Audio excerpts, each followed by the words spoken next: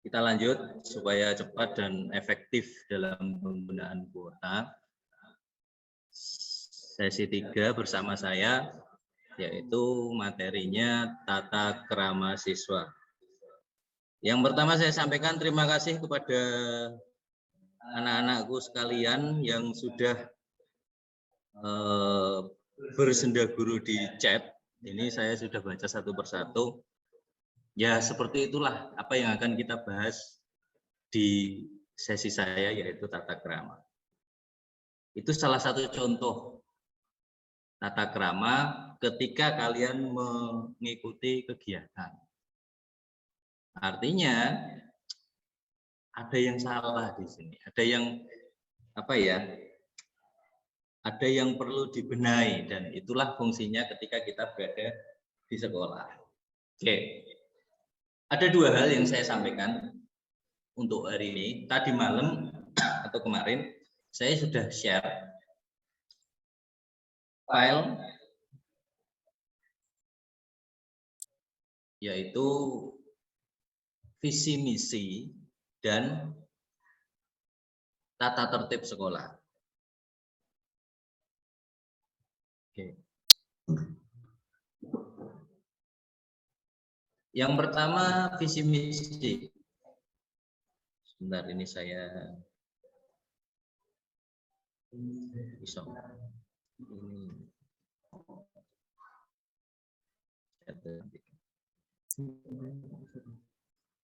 Oke.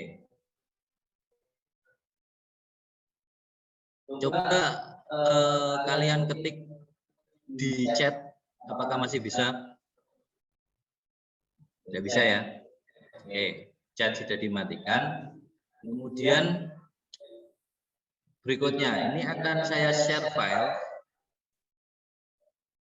Kita lihat apakah masih ada yang coret-coret atau tidak.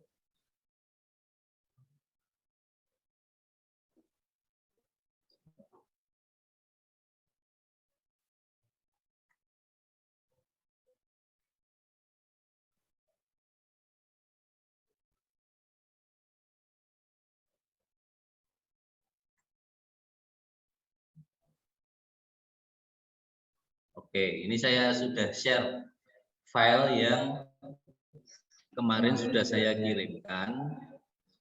Kemudian saya minta kalian untuk mempelajari. Dan ini saya tampilkan. Tadi sudah saya coba juga bergabung dengan menggunakan HP. Ternyata yang bisa coret-coret adalah kalian yang menggunakan HP. Di situ ada fasilitas untuk highlighter atau tulisan atau mencoret-coret sesuatu. Dan namamu muncul ketika kalian coret-coret. Sehingga saya bisa membaca dari tadi itu siapa saja yang coret-coret, saya bisa membaca. Nah, inilah anak-anak yang dinamakan attitude atau sikap tata krama yang agak sulit memang ketika kita pelajari dengan fasilitas online seperti ini. Agak susah. Kenapa? Karena belajar tata krama itu tidak cukup dengan hanya memberitahuan seperti ini. Saya bicara, kalian mendengar, itu tidak cukup dengan seperti itu. Tata krama harus dipelajari dengan praktek. Nah, itulah kenapa hal-hal seperti ekstra kepramukaan, pendidikan kepramukaan. Jadi yang wajib itu adalah materi-materi pendidikan kepramukaan yang akan diberikan. Mas Arif, itu di mute ya. Feedback. Jadi pendidikan kepramukaan itu diajarkan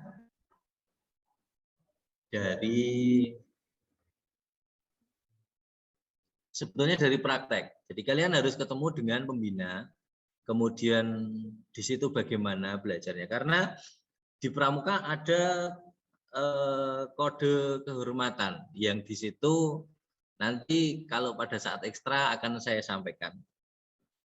Pada saat ekstra akan saya sampaikan, sehingga tujuannya apa toh? Di situ ada. Ya. Oke. Berikutnya, kemarin saya sudah minta kalian untuk membaca, minimal membaca. Tidak, kalau bisa dipelajari, tapi ketika tidak bisa, minimal kalian sudah membaca. Yang pertama adalah visi misi. Apa itu visi? Apa itu misi? Visi adalah impian, sesuatu yang ingin kita capai, sesuatu yang mau kita tuju ke situ, mau kita capai. Sedangkan misi adalah usaha atau ikhtiar kita untuk mewujudkan visi. Saya share lagi. Nah,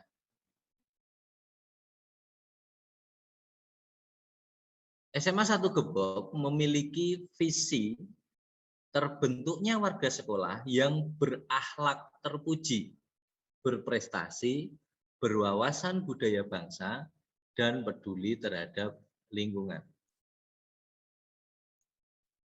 Coba kalian perhatikan. Divisi itu kalian perhatikan.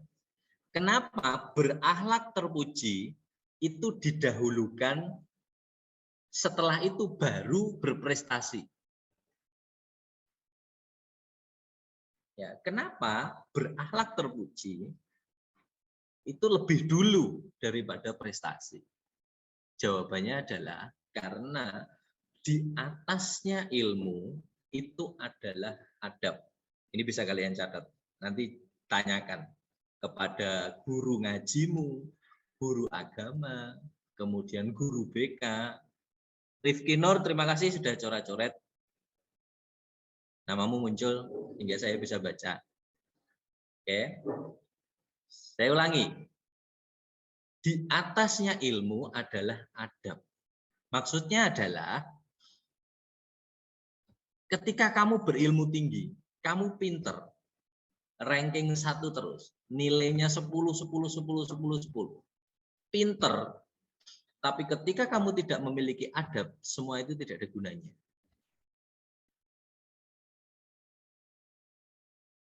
Percuma kita memiliki kepintaran, tapi kita tidak memiliki adab. Kalau wong Jawa itu harus bahasanya pakai tata krama itu tadi. Ya, itulah kenapa divisi kita akhlak itu nomor 1. Baru setelah itu prestasi. Nah, ini juga nanti yang akan kita ajarkan di pendidikan kepramukaan. Tujuan utamanya adalah membentuk karakter. Nanti akan saya share kegiatan-kegiatan pembentukan karakter seperti apa yang pernah kita lakukan di SMA 1 Gebok. Sudah saya dokumentasikan di YouTube saya. Nanti akan saya share. Seperti apa? Ya, kalian bisa lihat. Ada beberapa yang sudah saya, yang kegiatan-kegiatan yang besar, itu sudah saya dokumentasikan. Ada beberapa. Nanti kita lihat sama-sama. Kita bahas di ekstrakurikuler wajib pendidikan kepramukaan. Nanti kalian akan bertemu dengan saya dan kakak-kakak pembina yang lain. Walaupun dalam kondisi online, tetap nanti kita akan seperti biasa, ada penilaian, ada penugasan, ada sharing, dan lain sebagainya. Oke. Visi kita terbentuknya warga sekolah yang berakhlak terpuji, berprestasi, berwawasan budaya bangsa atau nasionalis, dan peduli terhadap lingkungan. Ini sudah lengkap. Kemudian misinya adalah ada 1, 2, 3, 4. Ini adalah usaha-usaha yang akan kita lakukan, akan kalian lakukan bersama-sama dengan semua warga sekolah untuk mewujudkan visi tersebut. Jika ada yang mau ditanyakan, nanti saya buka sebentar sesi tanya jawab. Ya, nanti yang mau bertanya silakan raise hand, nanti akan saya beri kesempatan untuk bertanya. Oke, kita lanjut. Kemudian tujuan sekolah sama. Tujuan sekolah adalah penjabaran lebih luas, lebih spesifik lagi dari visi sekolah kita. Itu visi misi. Jika ada yang mau ditanyakan, silakan dicatat dulu. Nanti pada saat saya tanya jawab bisa ditanyakan. Oke. Sekarang file yang kedua yang kemarin sudah saya share adalah tata tertib. Nah, tadi sudah disampaikan sedikit dari Pak Rudi tentang pembelajaran tata tertib. Walaupun tidak lengkap, tidak semua, hanya yang berkaitan dengan pembelajaran. Bagaimana naik kelas, bagaimana supaya tidak naik kelas. Sudah disampaikan, kok bagaimana supaya tidak naik kelas. Bagaimana supaya kamu tidak, supaya kamu bisa naik kelas, tidak tinggal kelas. Oke. Ada beberapa bagian dalam tata tertib ini yang bisa kamu baca. Kemarin saya harap sudah membaca. Dan ini berlaku khususnya ketika kita sudah masuk tatap muka. Ada beberapa bagian. Yang pertama, tata cara berpakaian seragam. Yang kedua, kehadiran. Yang ketiga, kegiatan belajar. Yang tadi sudah disinggung dan disampaikan oleh Pak Rudi. Kemudian sikap dan perilaku. Klasifikasi pelanggaran dan bagaimana pembinaannya sampai dengan sanksi dan urutan pembinaan. Nah, ini saya kira sudah sangat jelas sekali. Ketika kamu sudah membaca secara lengkap, sudah bisa dipahami karena sudah runtut dan sistematis sehingga bisa dengan mudah dicerna oleh kalian yang baru pertama membaca. Kemarin juga ketika daftar ulang juga sudah dibagi, sudah diberikan. Saya harap kalian sudah membaca. Nah, kita sharing saja nanti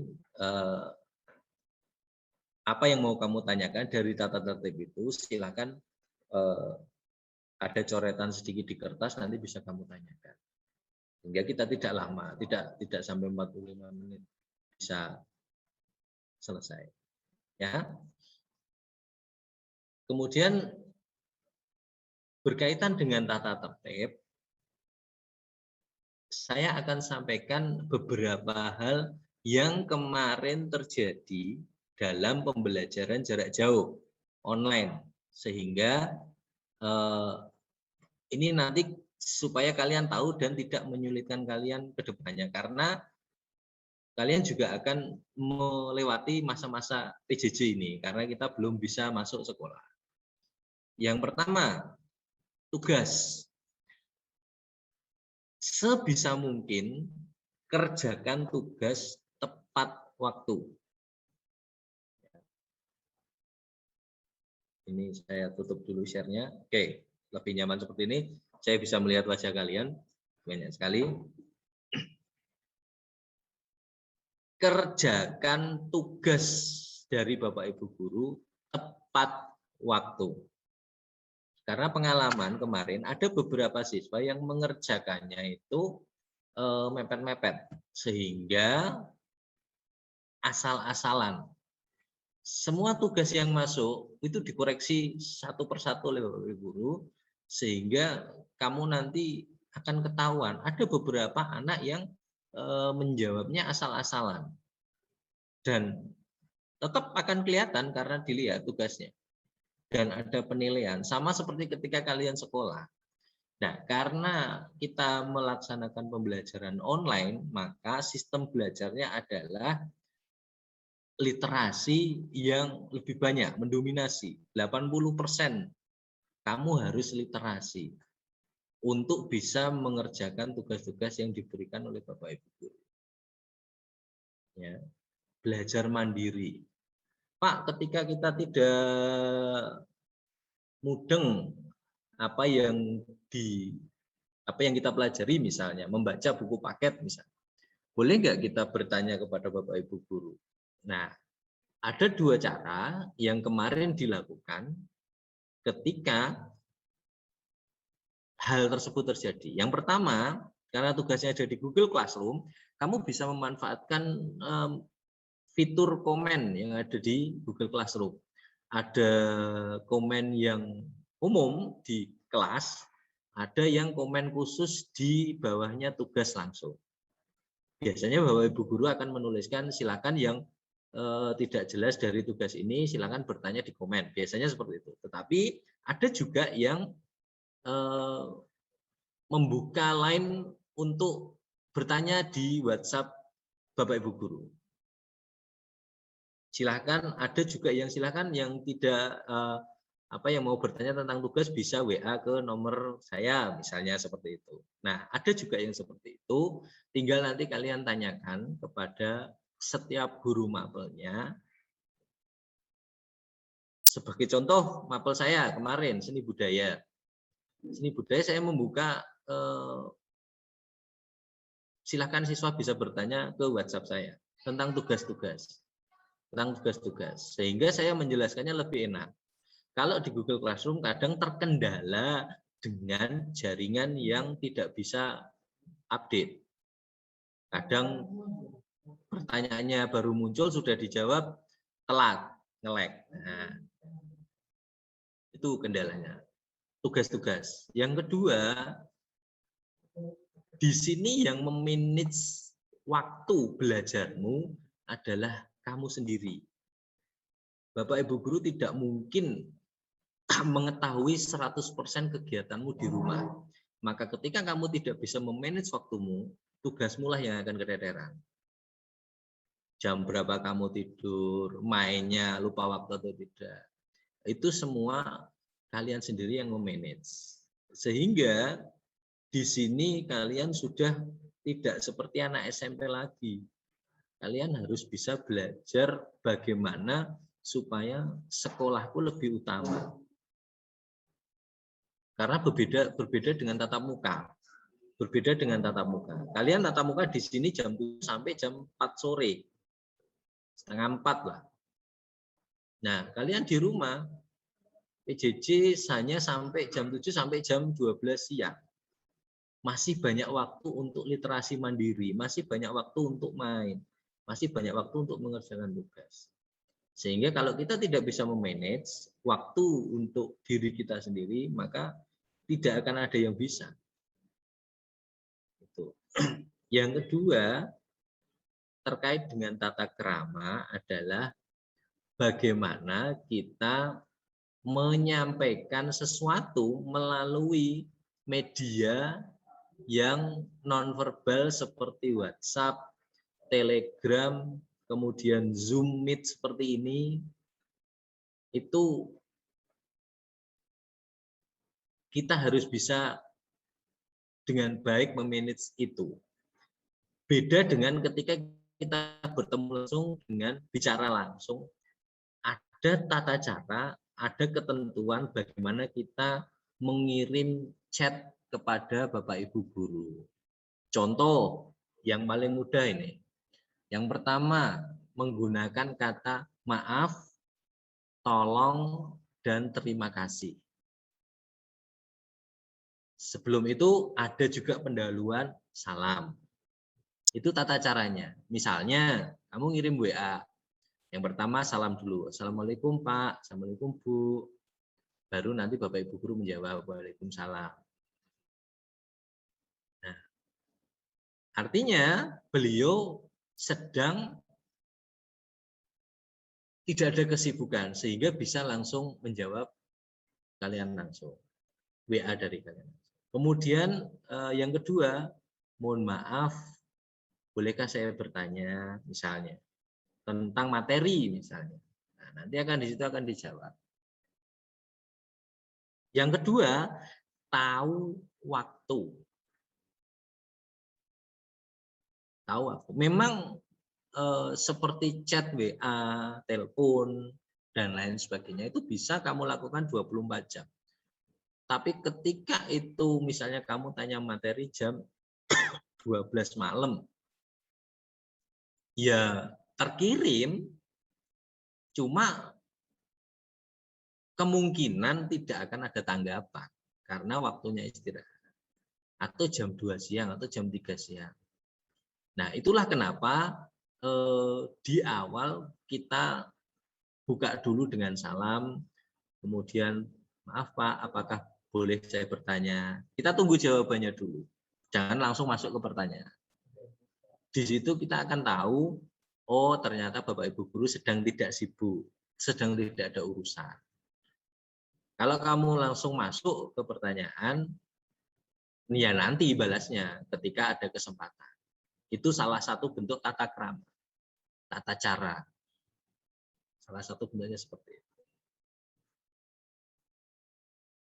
Ada beberapa Bapak Ibu guru yang silakan kalian boleh bertanya ke WA pribadi, nomornya pribadi langsung. Ada juga yang kalau bertanya di grupnya kelas saja, ada yang seperti itu. Kalau untuk seni budaya, ya sama, kalian boleh ya seperti kemarin kalian bertanya kepada saya langsung, ke nomor saya langsung. Nah, di situ nanti juga akan saya jawab. Atau kalau memang bukan kewenangan saya untuk menjawab, maka akan saya arahkan kalian untuk bertemu dengan atau bertanya kepada yang berwenang. Misalnya kalian bertanya tentang jadwal. Pak, ini kelas saya kok jadwalnya belum keluar. Nah, nanti akan saya arahkan ke bagian kurikulum yang ngurusi jadwal siapa? Burian misalnya, silahkan tanyakan ke Burian. Nomor WA-nya ini. Seperti itu. Nah, biasanya yang ke saya adalah urusan tentang kesiswaan. Saya, Pak Nur, Pak Himba, Bu Artisa, itu di urusan kesiswaan. Kemudian saya juga di Pramuka dan di Mapel Seni Budaya. Kalau untuk mapel lain misalnya, Pak ini tugasnya kok kemarin ada pengalaman, Pak ini tugasnya ini kok nggak bisa saya kerjakan ya, pertanyaan nggak bisa muncul. Sebenarnya saya tanya, tugas mapel apa? Ternyata yang ditanyakan adalah tugas mapel bahasa Indonesia. Dan saya tanya balik, lah kok tanyanya ke saya? Maka saya arahkan, silakan tanyakan gurunya siapa, Pak ini. Oke, silakan bertanya kepada beliau langsung. Seperti itu. Jadi tidak semuanya saya jawab langsung karena memang bukan kewenangan saya. Itu. Kemudian jangan lupa setelah kalian konsultasi mengirimkan chat seperti itu, ketika sudah selesai dijawab, sampaikan, ya Pak, terima kasih sudah menjawab pertanyaan saya. Akhiri dengan salam. Itu adalah salah satu bentuk tata krama. Walaupun kita online, walaupun kita tidak bertemu langsung, tetap tata cara seperti itu ada. Dan banyak sekali kode etik yang memang tidak tertulis, tapi di masyarakat kita bisa lihat. Dan adab atau tata krama itu akan menunjukkan seberapa kualitas diri kamu. Itu yang penting. Seberapa kualitas karakter diri kalian. Bagaimana kalian menerima pendidikan dari kecil sampai sekarang, entah dari orang tua, entah dari Bapak Ibu gurumu sekolah sebelumnya, SD, SMP, itu akan terlihat dengan bagaimana kamu bertata krama dengan orang lain. Itu akan terlihat. Tidak usah jauh-jauh, saya ambil contoh.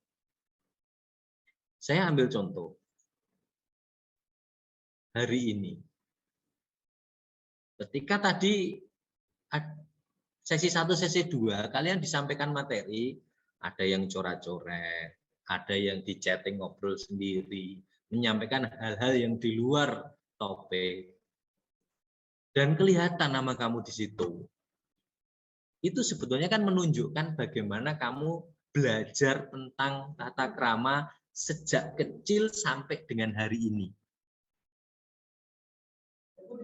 Dan terima kasih karena dengan saya tahu seperti itu, saya jadi bisa merancang, oh berarti besok pendidikan karakter yang saya sampaikan di kepramukaan akan seperti ini.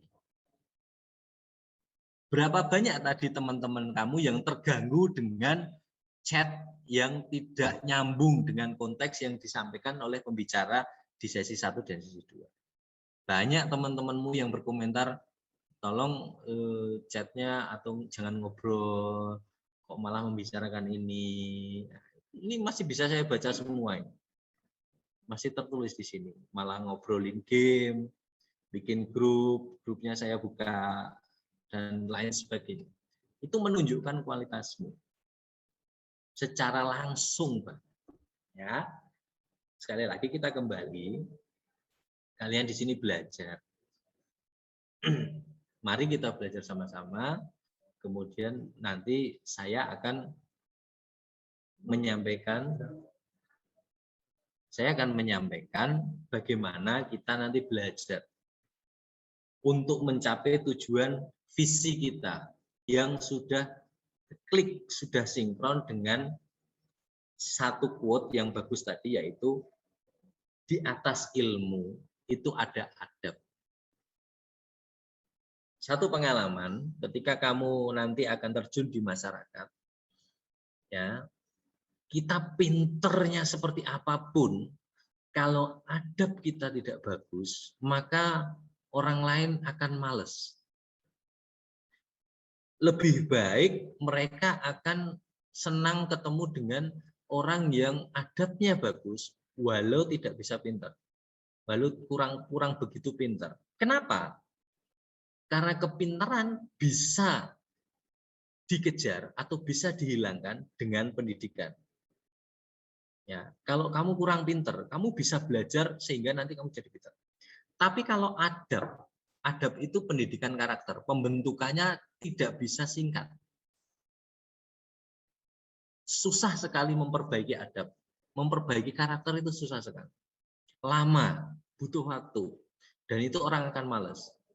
Contoh, di perusahaan, mereka akan lebih suka mengambil pegawai yang tidak begitu pintar, tapi akhlaknya baik. Sopan dengan orang tua, sopan dengan orang yang lebih muda, senang membantu, walaupun nggak begitu pintar. Karena mereka tahu, pintar itu bisa belajar. Tapi kalau karakternya sudah buruk, tidak bisa dirubah. Daripada mereka mendapatkan karyawan yang pinternya sundul langit bahkan, tetapi tidak memiliki attitude yang baik, sama orang tua tidak menghargai, tidak menghormati, sama teman sebayanya seenaknya sendiri, dan lain sebagainya. Itu mereka lebih tidak suka. Itu pengalaman. Oke?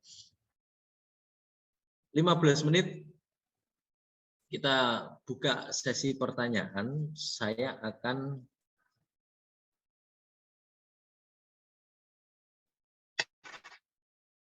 membuka mic kalian sehingga kalian bisa unmute. Adakah yang ingin bertanya? Silakan raise hand yang mau bertanya tentang tata krama, tata tertib maupun visi misi yang tadi saya sampaikan. Silakan. Tidak ada. Luar biasa. Berarti mudeng semua ya. Oke. Ada yang bertanya? 371 berarti kurang berapa untuk 396 siswa? Masih kurang banyak ya? 20-an, 20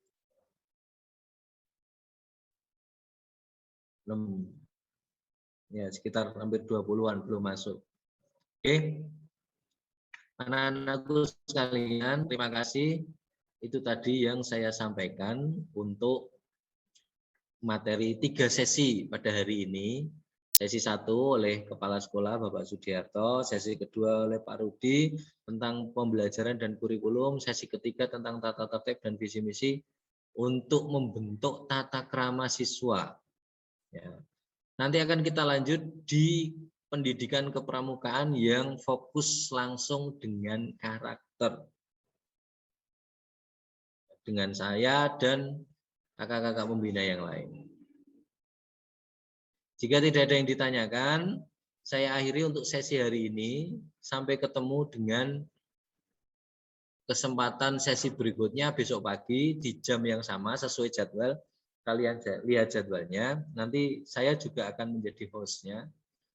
atau Mas Arif nanti. Sebelum kita tutup, mari kita berdoa supaya apa yang kita pelajari pada pagi hari ini bermanfaat dan bisa kita terapkan dalam kehidupan kita ke depannya. Untuk mengakhiri, berdoa dipersilakan.